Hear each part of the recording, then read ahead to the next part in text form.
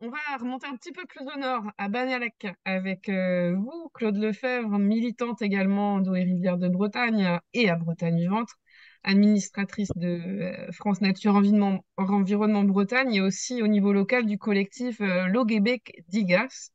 Le cas de Banalec est intéressant pour l'évolution technique des projets et aussi pour les aspects politiques et humains. Mais avant toute chose, Claude, présentez-nous Banalec. Oui, bonjour.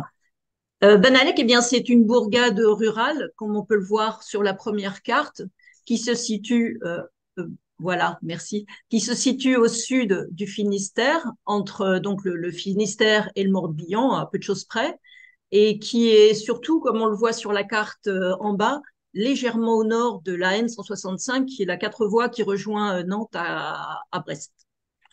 Donc, c'est pour les porteurs de projets qui sont venus à plusieurs reprises un positionnement intéressant pour approvisionner cette zone qui est proche des grosses industries agroalimentaires et qui est à proximité de cette quatre voies. Le site de Loge Bégoarem, là où on voit le petit pompon rouge, là, est entre la bourgade et la quatre voies. Donc, sur la deuxième carte, c'est donc un extrait du dossier d'enregistrement, du deuxième dossier d'enregistrement qui a été présenté par des porteurs de projet. Donc, c'est un document officiel de l'Adréal qui montre la première, les habitations autour du site qui est entouré en rouge et les habitations qui sont des petites étoiles blanches. Donc, cette zone artisanale a la particularité d'être en surplomb d'un cours d'eau qui alimente la Veine étant la rivière qui alimente la ville touristique de Pont-Aven. Elle est en surplomb donc de cette zone, de cette ancienne zone humide. Elle a la particularité surtout d'être sur une zone sismique active. Et elle est au milieu donc des habitations, comme on l'a vu, et elle est mitoyenne d'une charcuterie industrielle, comme on le voit légèrement sur le nord de la zone. Alors, qui sont les porteurs de projet et quel est ce projet, Claude? Alors, on va dire les projets, parce que nous avons eu accès à faire à deux porteurs de projets. Tout d'abord, Nasqueo, en 2009, enfin, qui est arrivé en 2009 sur les territoires, puis Cap Vert Énergie. Donc, d'abord Nasqueo, donc, qui est une société venue de Paris, qui se disait connaisseuse en méthanisation, apprise en Bretagne, et puis, Caver Energy, qui lui est une société venue de Marseille, qui est spécialisée en photovoltaïque. Donc, à l'époque, aucune compétence en méthanisation. Donc, comment est-ce arrivé sur le territoire? Eh bien, dès 2009, Nasqueo prend contact avec la communauté de communes de Quimperlé pour proposer ses services et monter un méthaniseur qui produira en cogénération de l'électricité. Alors, la commune de Banalec, à l'époque, est très intéressée parce que sa station d'épuration est complètement engorgée par les graisses des différentes industries agroalimentaires locales. Et elle aimerait bien passer ses bouts d'épuration communale dans ce méthaniseur. Sachant que les graisses des stations d'épuration, des industries agroalimentaires auraient représenté 30% des apports. Et néanmoins, malgré tout, la petite finalité, c'était de faire passer une partie des déchets, enfin des rejets des effluents du méthaniseur à nouveau dans la station d'épuration. Une forme d'économie circulaire, si on veut. Mais suite à l'enquête publique qui est réalisée fin 2012, une première autorisation est accordée par le préfet. Et là, dès quelques mois plus tard, Nasqueo se dépêche de vendre son projet à la société Caber Énergie, donc marseillaise, car la loi a changé. Donc désormais, les entreprises doivent traiter elles-mêmes leurs effluents. Donc ça, il y a une perte d'intérêt pour Nasqueo, puisqu'en l'occurrence, ces effluents n'auraient pas pu retourner dans la station d'épuration locale. Et puis, de plus, le projet a été contrecarré par les associations environnementales, donc Bretagne Vivante et Eau et Rivière de Bretagne, qui soutiennent le collectif Logebeg de Gaz, et donc qui amènent le projet au tribunal administratif. Ce tribunal administratif de Rennes qui, en 2017, annule le plan d'épandage pour la première fois et de ce premier projet.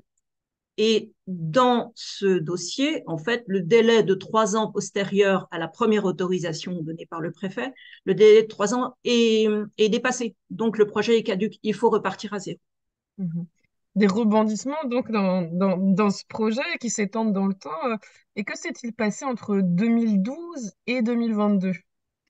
Donc, 10 ans de combat, on va dire, hein, et auquel, pour le même projet de méthaniseur, hein, il n'a pas changé de place, mais on va le voir, il a évolué, et nous avons été confrontés. Alors, d'abord, 3 permis de construire, une enquête publique en 2012, on en a parlé, puis une deuxième demande d'enregistrement en 2022, soit 10 ans plus tard.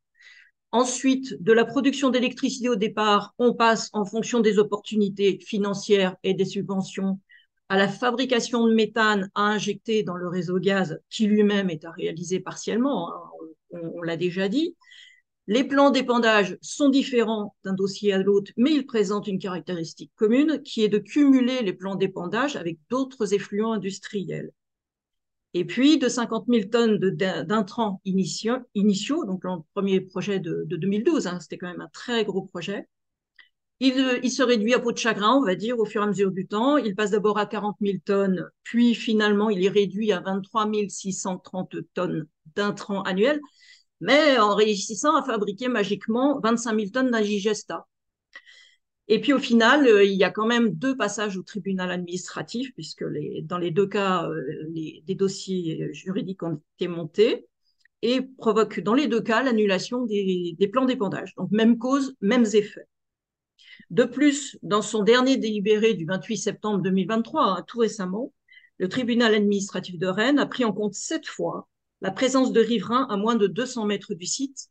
Alors, et là, c'est un point intéressant parce que le dossier a été monté avant que la loi de distance de 200 mètres des méthaniseurs aux habitations était déjà, enfin, le dossier était antérieur à cette loi, mais cette prise en compte a été effective au niveau du tribunal et de son délibéré.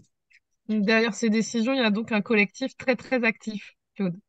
Oui, c'est un collectif très actif qui s'est créé en 2012 lors de la première enquête publique qui est relative donc au traitement des 50 000 tonnes de déchets par an. Suite à une mobilisation importante des riverains, le maire, vraiment contre son gré, a organisé une réunion publique. C'était dans le cadre aussi de l'enquête publique, ce qui fait que le commissaire enquêteur, à l'époque, a imposé la mise en place d'une commission locale d'information, une CLI, qui regroupe les instances de la municipalité, les industriels, les porteurs de projets, les services de l'État, le collectif Logebec de Gaz, mais aussi des représentants de Eau et Rivière de Bretagne, de Bretagne Vivante, etc. Et lors de ces réunions d'information, le porteur de projet était censé répondre aux questions techniques que nous posions. Or, du fait des non-réponses de Nasqueo à l'époque, et voire des erreurs qu'il réalisait lors de ces commissions locales, les services de l'État ont arrêté cette CLI. Il n'y a eu que 2 réunions. Et le porteur de projet a été remis un peu à l'ordre sur les plans d'épandage en particulier parce qu'il était question d'aller épandre sur le bassin versant algues vertes du périmètre de Fouelan qui est déjà très sensible. Or, dans notre groupe, nous sommes des citoyens de toutes activités. Nous sommes des agriculteurs pour plusieurs d'entre nous. Moi-même, je suis agricultrice. Ce sont aussi des artisans dont la compétence nous a été bien utile pour analyser le fonctionnement d'une telle usine et en particulier les aspects maintenance, risque de corrosion, risque de pollution liée à la corrosion, etc. Et puis naturellement, il y avait des riverains du projet comme des riverains des épandages. Donc, mise en place d'une commission locale d'information, arrêt de la commission locale d'information. Et au niveau de la municipalité, cette résistance au projet a fait vraiment mauvaise figure, car en principe, à Banalec, il ne se passe rien. Hein. On l'appelle Banalec la joyeuse. Hein. Donc au départ, les élus tentent de nous décrédibiliser auprès des citoyens. Ils nous font passer pour des NIMBY, hein, c'est bien, mais pas à côté de chez moi, ou autres surnoms. Mais nous, nos arguments, ce qui nous a toujours motivés, c'est déjà être apolitique et surtout être extrêmement technique. Et nous développons tranquillement, mais sérieusement, notre expertise associative sur le sujet. Et pour cela, nous nous réunissons chaque semaine pour analyser tous les dossiers qui apparaissent et pour organiser des visites de terrain. Ce matin, j'entendais Monsieur Pointreau qui disait allez visiter les méthaniseurs. Nous, on est allé visiter les méthaniseurs, ceux qui s'ouvraient, mais ceux qui fonctionnent depuis longtemps. On a discuté avec les agriculteurs eux-mêmes pour ce qui était des méthaniseurs agricoles et voir comment ça fonctionnait et surtout ce qui marchait pas. Et on a effectivement entendu souvent bah, si j'avais su, je l'aurais pas fait. Et on a fait ça pendant près de 10 ans. De plus, dès le départ, nous avons posé la question de la problématique des indigestats. En fait, on a inventé ce terme d'indigestat pour nous qui correspond mieux à la partie non digérée par les micro-organismes du méthaniseur et qui est rejetée comme déchet de déchets, en fait.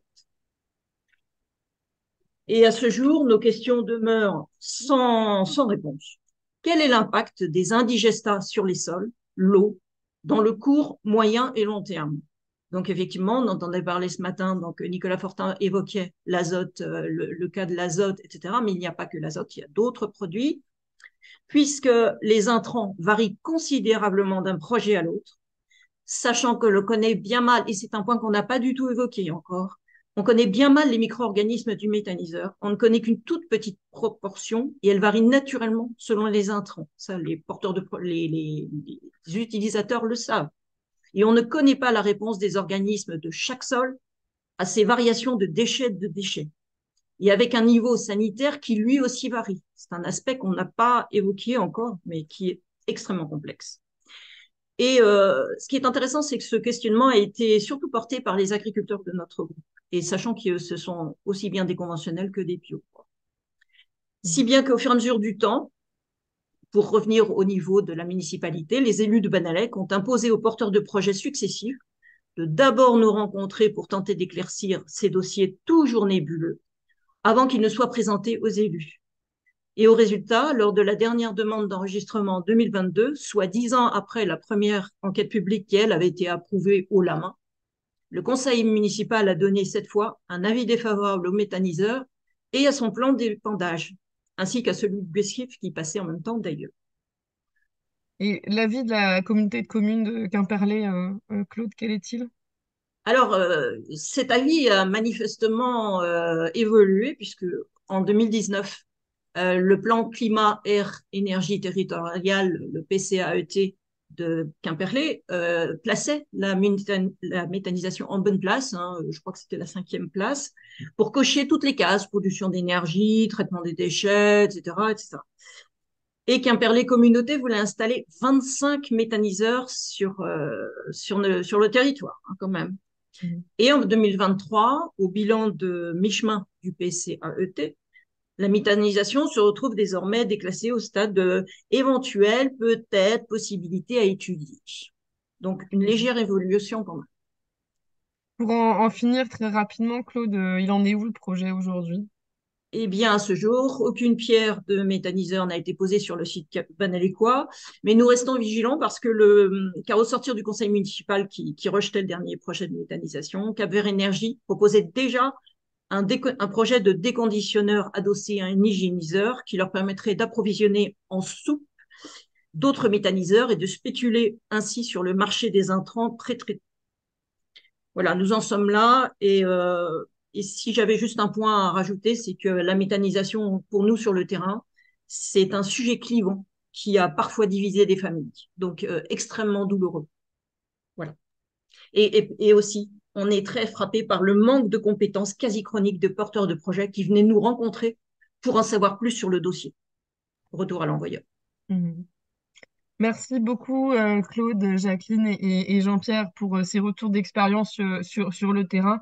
Un grand bravo aux militants qui se mobilisent tous les jours contre des projets comme ceux-là.